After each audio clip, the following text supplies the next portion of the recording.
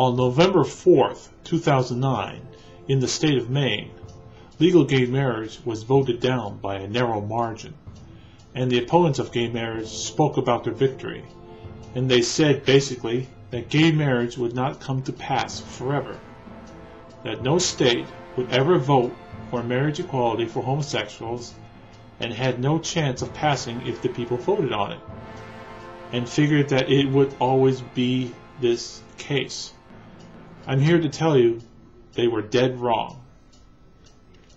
It was said that, quote, those who do not learn from history are condemned to repeat it, unquote. The opponents of marriage equality should heed this wise maxim, for similar boast was made about 40 years ago.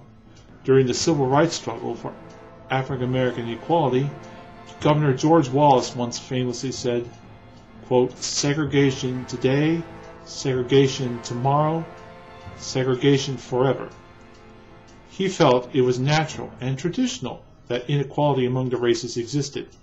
It had been like that for almost a century, and he thought it would last forever. But he was also wrong.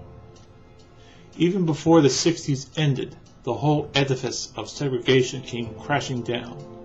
It wasn't without great struggle, but in the end, it came to pass, and the country survived.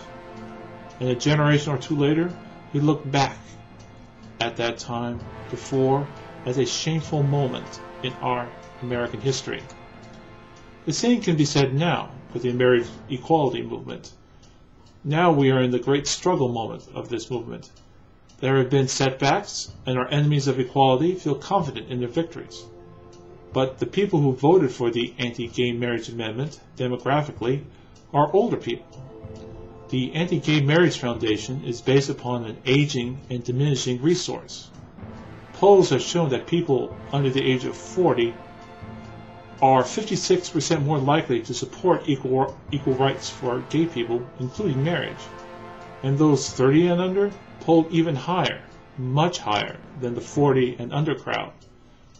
As the foes of gay marriage continue to die off, they will be replaced by younger people.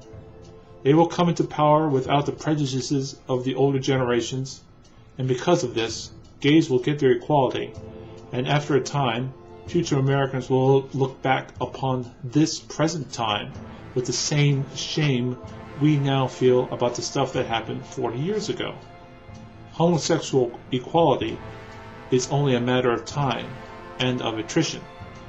You must never give up, never surrender, for the time is always on your side.